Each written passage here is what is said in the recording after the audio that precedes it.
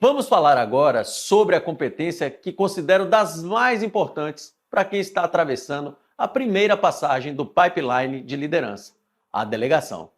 E para começar, separei uma frase do Stephen Covey, autor do clássico 7 Hábitos das Pessoas Altamente Eficazes, onde ele fala sobre o tema da delegação. Ele diz: a delegação eficaz é provavelmente o melhor indicador de uma gerência eficaz, simplesmente por ser um componente básico tanto do crescimento pessoal quanto do organizacional. Gosto muito quando ele fala que delegar é um componente básico, pois eu tenho percebido ao longo dos anos que este é o maior desafio para quem está iniciando como pessoa gestora. Para começar a delegar, é preciso sair da posição de ser responsável apenas por executar suas próprias tarefas para conseguir coordenar que outras pessoas também o façam. Como essa mudança não é simples, você deve ter grande atenção para desenvolver continuamente essa habilidade, de modo que consiga se tornar mais eficaz. Saber delegar, gente, é uma necessidade que vai lhe acompanhar por toda a sua carreira como pessoa gestora.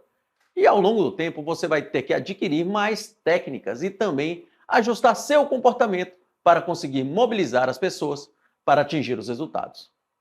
Esse é um tema transversal, presente tanto no pote 1, o pote do saber fazer, quanto no pote 2, que é o pote do autoconhecimento, e que juntos reforçam o seu processo de autodesenvolvimento. Aqui neste vídeo, vou te apresentar alguns conceitos, ferramentas e comportamentos básicos de como você pode melhorar a sua capacidade de delegar no dia a dia. Vamos lá? Se formos buscar o significado da palavra delegar, vamos nos deparar com as seguintes descrições: realizar uma transmissão, concessão de poderes ou ainda conferir a alguém poder e representatividade para. Essa definição por si só já nos sinaliza a importância de trabalharmos os potes 1 e 2 ao longo de toda a nossa carreira. É preciso saber fazer e estar bastante atento ao seu autoconhecimento para conseguir conceder poder a alguém em que possamos confiar plenamente para compartilhar a responsabilidade das nossas metas comuns. Para delegar, gente, uma organização pode se valer de várias técnicas e métodos. Não tenho como saber qual metodologia sua organização utiliza, mas talvez você já possa ter ouvido falar de alguma dessas aqui: gerenciamento por objetivos, gerenciamento por diretrizes, balance scorecard ou os OKRs, por exemplo. Mas independentemente da metodologia adotada aí na sua organização, uma coisa é comum a todas elas: os objetivos estratégicos da organização só vão gerar resultados se as metas grandes conseguirem se transformar em ações individuais para cada pessoa das equipes. Como responsável por fazer a estratégia da organização chegar na ponta, é importante que você se torne craque no tripé da delegação. Na minha experiência, quando o assunto é delegar, o mais importante para você desenvolver ao longo da sua carreira tem a ver com 3 pilares. 1. Estabelecer metas claras. 2. Saber fazer um bom plano de ação. E 3. Padronizar e treinar. Para mim, esses são os 3 pilares básicos para você começar a delegar, sem ter aquela sensação de que está deixando algo passar entre seus dedos ou aquela vontade de querer pegar para fazer aquilo que as pessoas lideradas por você não estão conseguindo entregar. Acho essencial sinalizar aqui que você vai precisar ter a sensibilidade de se adaptar aos cenários diversas vezes enquanto vai se munindo de ferramentas, enchendo seu pote 1 para conseguir exercer a liderança delegando de forma eficaz. Com a experiência, você vai perceber cada vez mais na sua organização que não adianta telar uma grande estratégia se a execução do dia a dia não está funcionando na ponta. E delegar tem tudo a ver com esse processo. Por isso, agora eu vou te apresentar alguns conceitos e práticas que me ajudaram muito a melhorar minha capacidade de delegar. Estabelecer metas claras é o primeiro pilar para um processo de delegação. Isso pode parecer óbvio, mas muitas vezes na prática nos perdemos num sem fim de tarefas e as metas mesmo não ficam claras. Você já deve ter ouvido a frase: quem não mede, não gerencia. Essa afirmação é a base da importância de ter metas claras. Pensa comigo, se você não conseguir medir, como vai conseguir saber se a equipe está indo bem ou mal para, eventualmente, corrigir os rumos. Se não tiver metas claras, como você vai conseguir medir alguma coisa? E se sua equipe não souber de maneira objetiva suas metas, como é que você vai poder delegar, acompanhar e cobrar resultados? Então, gente, o primeiro passo é garantir que todos tenham metas que sejam claras o suficiente para gerar ação. As metas precisam ser bem comunicadas, atingíveis e mensuráveis. E para garantir que isso ocorra, uma meta tem que ter 3 componentes bem descritos. Primeiro, um objetivo, depois um valor e depois um prazo. Para ajudar você a fixar esse raciocínio, vou exemplificar uma meta que foi um grande desafio na minha trajetória profissional. Esse caso vai servir lá na frente também para falar sobre outros aspectos do tripé da delegação. Então, deixa eu contar mais uma historinha. Era o final do ano de 2016 e eu estava liderando um time multidisciplinar quando recebemos um desafio de um novo projeto para o ano seguinte. Precisávamos estruturar um canal de vendas no varejo para o lançamento de um produto digital de uma grande multinacional do ramo de tecnologia, com foco no mercado brasileiro. A meta era para sair do zero e atingir uma venda que à época nos parecia bem improvável. Por fim, a meta ficou descrita da seguinte forma. Veja que o objetivo é claro ao demonstrar que o que buscávamos era escalar o produto para que ele, ao final de um período de 12 meses, entregasse um volume mensal de vendas recorrentes. E o valor a atingir também está claríssimo, bem como a unidade de medida. No caso, era a grana mesmo, R$1 milhão em vendas. E aqui vai uma dica. Muitas vezes ficamos na tentação de complicar e criamos metas com indicadores que são muito difíceis de serem apurados. Então, se o indicador não é fácil de medir, provavelmente sua meta vai acabar sendo esquecida. Nesse caso que estou contando, a apuração era simples, bastava tirar do sistema de informação em qualquer nível que precisássemos. E por fim, temos o prazo, em que esse objetivo deverá ser alcançado, nesse exemplo até o final do mês de dezembro de 2017, que é mais ou menos o período de um ano após o projeto ter sido iniciado. Tínhamos então 12 meses para tirar o avião do chão. Agora, note o seguinte, que a depender do prazo estipulado para o atingimento da meta, você deve adequar seu sistema de acompanhamento. Você pode acompanhar os resultados diariamente, semanalmente, semestralmente, anualmente, vai depender do que foi definido. Essa forma de comunicar as metas com objetivo, valor e prazo bem definidos é um primeiro passo para uma boa delegação. E agora que a forma de comunicar as metas está clara, avalie aí se as metas que você está desdobrando para o seu time estão lhe ajudando a delegar melhor. Faça um checklist. Primeiro, os objetivos são específicos e claros e as pessoas entendem a importância de atingi-los para o resultado da equipe? Segundo, os resultados estão disponíveis de maneira fácil para acompanhamento da equipe para saber se estamos indo bem ou mal? Existe alguma transparência no placar do jogo? E o valor proposto é factível? E terceiro, você está fazendo as interações com a equipe para acompanhar o andamento das ações para atingimento da meta no prazo? Sua equipe está comprometida com esses prazos? Eles são factíveis? Feito esse checklist, antes de passarmos para os próximos 2 itens do tripé, tem uma coisa que gostaria de compartilhar contigo, que só internalizei com o tempo e que deu mais clareza no processo de delegação. É que meta, gente, é o ponto de partida da sua gerência, mas não é a gerência em si. No papel de pessoa gestora, você não gerencia os resultados, você gerencia para resultados. Isso mesmo, resultados se medem, se apuram, se projetam, se comemoram ou se replanejam, mas no fundo você não os gerencia. Na prática, você é responsável pelas metas, mas o que você gerencia são as ações que são executadas por pessoas que vão gerar ou não os resultados. Lembre-se, você gerencia pessoas e não números. No final das contas, esse é o papel da delegação. É você conseguir coordenar que várias pessoas ao mesmo tempo executem ações diferentes e em conjunto gerem os resultados expressos pelas metas.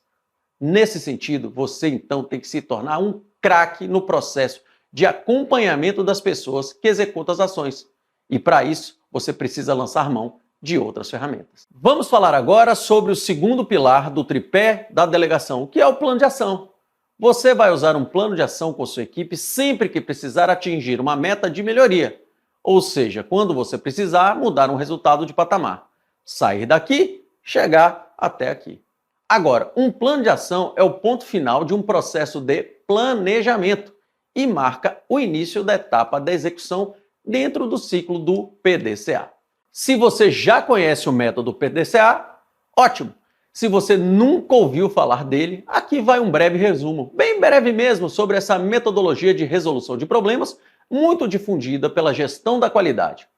De maneira bem sintética, já que nosso curso não é sobre isso, o ciclo do PDCA é um método para a resolução de problemas composto por 4 grandes etapas. A primeira etapa do PDCA começa com o planejar, que em inglês é o plan. A segunda etapa é a etapa do fazer, ou do, por isso o D. A terceira etapa do PDCA é o checar ou medir, o famoso C de check.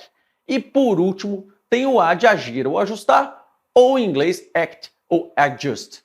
No método, o plano de ação se encaixa como um produto final de um processo de análise e tomada de decisão por parte de um time de trabalho. É no plano de ação que você e sua equipe definem quais ações vocês acreditam que vão ser suficientes para resolver o problema. Entenda que problema aqui significa a diferença entre a situação atual e a situação desejada. É dessa diferença que surgem as metas de uma organização, que podem ser ampliar vendas, reduzir custos, melhorar prazos de entrega, por aí vai. Agora, vamos alinhar que o plano de ação deve ser utilizado para resolver problemas que seu time ainda não tem uma solução clara. E essas são 2 coisas importantes sobre o plano de ação que eu aprendi ao longo da minha trajetória profissional, inclusive como líder interno de consultorias de gerenciamento da rotina e gerenciamento pelas diretrizes. Primeiro, se você já sabe como resolver o problema, vai lá e faz. Não precisa analisar muito e fazer um plano de ação para coisas que a causa e a solução são simples. Plano de ação não é para burocratizar, é para direcionar o time de trabalho para fazer as ações que vão resolver as causas de um problema para o qual a gente não implementou uma solução. Segundo, plano de ação não se faz de cima para baixo e sozinho. Ou é feito com o time, pelo time, ou não serve para muita coisa. Porque aí sim, vira um pedaço de papel sem a menor utilidade. Se você não vai perguntar para suas lideradas ou seus liderados como eles acham que podem resolver o problema, basta dizer o que fazer e tudo bem. Mas aí você está deixando de envolver o time e permitir que todos possam contribuir no processo. Mas vamos voltar à historinha do lançamento do produto digital que mencionei lá atrás. Para definir as ações para atingirmos aquela meta, nós seguimos um passo a passo que envolveu as 4 etapas básicas de planejamento do ciclo do PDCA. Primeiro, identificar o problema. Nesse caso, nosso problema inicial estava muito bem identificado, que era justamente atingir a venda recorrente planejada. O segundo passo, então, foi analisar o fenômeno. Nesse caso, analisamos relatórios de vendas de produtos similares para entendermos quais regiões poderiam ter melhor performance, qual tipo de clientes seriam mais aderentes e por aí vai. Depois disso, o terceiro passo foi analisar o processo. Fizemos um brainstorm sobre o processo de vendas e marketing, a comunicação com os clientes, os sistemas de informação e outros aspectos para identificar as oportunidades de melhoria e eleger as causas prioritárias que iríamos atacar. Por fim, e só aí, depois de entendermos o que atacar, elaboramos o plano de ação. Nesse caso, priorizamos as causas possíveis do que nos impediria de vender os tais R$1 milhão e priorizamos com seus devidos responsáveis as ações no plano de ação num formato 5W2H. Gente, o objetivo de cumprir as 3 primeiras etapas do planejamento de forma disciplinada é sempre diminuir a incerteza na tomada de decisão. Ter essa disciplina é fundamental e às vezes queremos pular etapas, mas é importante não cair na tentação de sair fazendo na tentativa e erro, sem analisar nada e ir logo para o plano de ação. Uma vez que realizamos todas essas análises prévias, partimos para o preenchimento do plano no formato 5W2H. Essa é uma ferramenta bem conhecida que tem esse nome porque se refere aos termos de detalhamento do plano de ação, que possuem suas iniciais em inglês. O primeiro item do plano de ação é justamente o que, ou what no inglês. A segunda é o porquê, que seria o why em inglês. Depois, onde vai ser feita aquela ação, que é o where em inglês. Depois, qual é o prazo da ação, when em inglês. Depois, quem é o responsável por aquela ação, ou seja, who. E, por fim, um detalhamento de como será feito, que é o how, e qual o custo ou o resultado esperado, que a gente espera no how much. De forma bem simplificada, vamos preencher aqui juntos o plano de ação do tal do lançamento do produto X e eu vou dar algumas dicas para você de como você deve fazer o preenchimento do plano de ação. Primeiro, no que? Veja aí que ficou. Treinar a força de vendas na argumentação do novo produto junto aos pontos de venda. Veja que aqui o verbo está no infinitivo. Todo o que de um plano de ação tem que ser uma coisa que a gente vai fazer. Agora, não é ação de plano de ação nada relativo a tarefas de planejamento. Analisar, pensar, definir, esse tipo de coisa, gente, está lá no planejamento. Aqui é o que deve ser feito de fato. Nesse caso, treinar a força de vendas. Depois, o porquê. Garantir que 100% dos vendedores conheçam a argumentação do produto e possam iniciar as vendas. O porquê está sempre ligado a uma causa identificada nas etapas do planejamento. Nesse caso, como o produto era novo, o primeiro passo não poderia deixar de ser outro, para eliminar essa causa. O terceiro item do plano de ação é o onde, nesse caso, em todas as regionais do Brasil. Aqui não dá para detalhar muito, mas identificamos responsáveis em cada uma das regionais que pudessem multiplicar o treinamento. O quarto item do plano de ação é o quando, nesse caso, até 20 de janeiro de 2017. Aqui, gente, sempre tem uma polêmica. O prazo é de quando se inicia a ação, quando se termina a ação, quando dá resultado.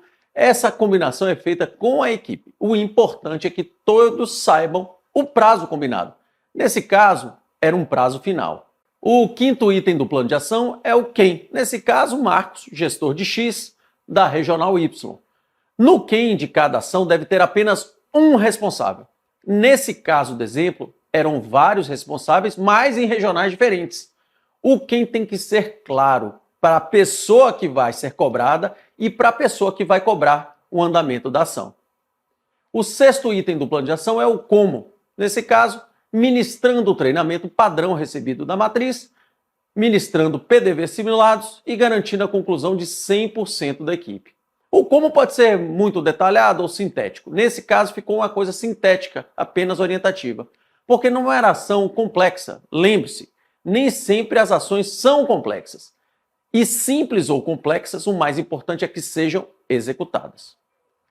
O quanto é fundamental para avaliarmos se o custo da ação é compatível com o que ela gera de resultados. Nesse caso, X mil reais de custo das ações para a confecção de materiais de apoio para brindes, engajamento da força de vendas. Essa ação tinha um custo muito baixo, mas podem existir ações que o custo seja realmente relevante e tenha que ser levado em conta de acordo com o resultado que se deseja ser atingido. E aqui fica uma dica. Só praticando muito o uso da ferramenta é que você vai tornar ela automática no seu dia a dia. Não se incomode se no início você ficar com dúvida, achar que não está legal. Isso é normal, ninguém nasce sabendo. Tem que botar em prática e melhorar fazendo. É assim que a gente aprende. Até porque, apesar de toda a análise e de termos seguidos disciplinadamente o método PDCA e o plano de ação, ao final do primeiro ano de lançamento do produto, a meta não tinha sido atingida. As vendas ficaram bem longe do que planejamos. E aí que entra a inspeção, rodar o PDCA. Porque depois da execução, precisamos medir se funcionou. E se não funcionou, voltamos para o início e rodamos de novo o ciclo de análise para definir novas ações que possam nos levar a atingir os resultados. E entre inúmeras ações, depois de rodarmos várias vezes o PDCA, percebemos que uma coisa simples estava faltando na execução. Uma pessoa do time levantou a questão. Ela notou que uma coisa tinha sido efetiva em alguns pontos de venda. Como era um produto que precisava ter uma sequência operacional para tirar o pedido e entregar para o cliente, a gente achava que era tão simples, era tão óbvio, era tão parecido com outras coisas que a gente já fazia, que não precisávamos de treinamento para aquilo. Enfim, resumindo, identificamos que muitos balconistas simplesmente não tiravam o pedido por falta de confiança no processo. Daí, após rodar o PDCA, nós definimos novas ações para atacar essa causa.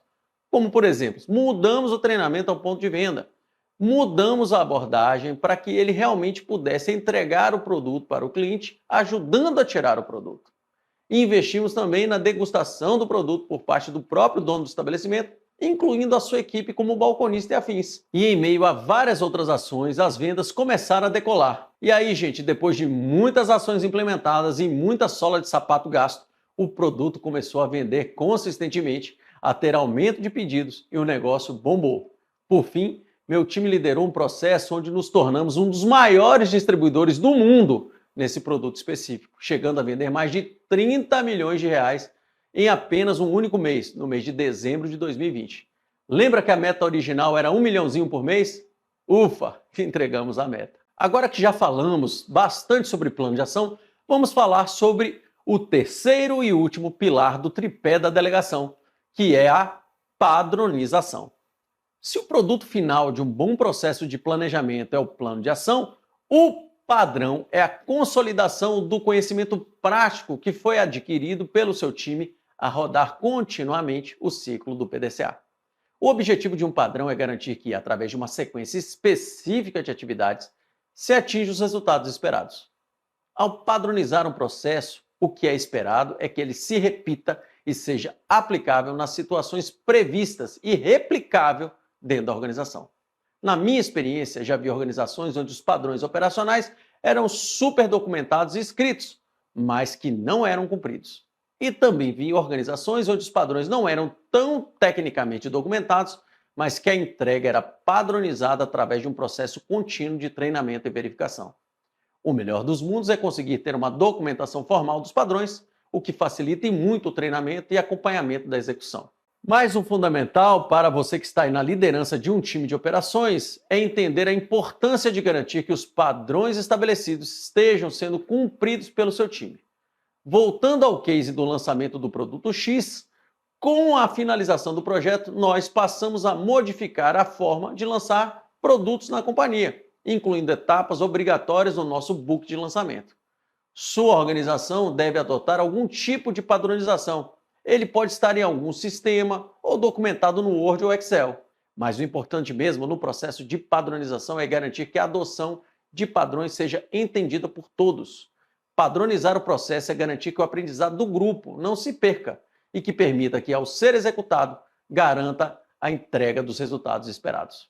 E o papel da liderança nesse caso? É ficar o tempo todo treinando, motivando e engajando para que se cumpram os padrões e que se atinjam as metas de modo mais eficiente. Estamos chegando ao final desse módulo, onde abordamos algumas técnicas que podem lhe ajudar bastante a melhorar sua capacidade de delegar. Mas eu sei que isso não vai acontecer do dia para a noite. Para dominar bem as técnicas, é preciso continuar estudando e colocando em prática o aprendizado, enchendo o seu pote 1, o pote do saber fazer. E para isso, gente, eu te convido a acessar a ferramenta Análise de Problemas e Definição de Plano de Ação no nosso e-book. É preciso persistir no caminho, porque nada sai tão bom de primeira. Mas a repetição e a disciplina vão lhe trazer muita confiança na hora de lidar com a delegação. Saber delegar não é só técnica. Você vai ter que ir moldando o seu comportamento, entendendo como motivar e engajar seu time para que, aos poucos, internalize a nova posição que você assumiu de liderança. Espero que a partir dos conteúdos desse vídeo você passe a acompanhar melhor seu time, delegando com mais eficácia. Aos poucos você vai aprendendo a lidar com esse cenário. Até o próximo vídeo.